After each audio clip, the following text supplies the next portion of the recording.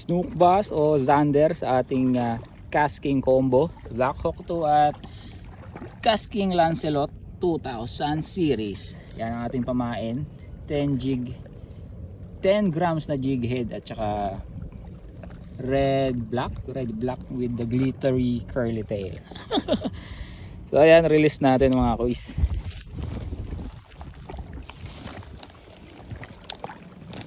Adios, salamat. Uy, lumutang ang puta. Langoy ba?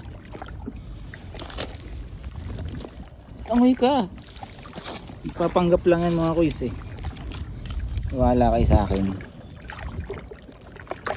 Diba? Artista yan eh.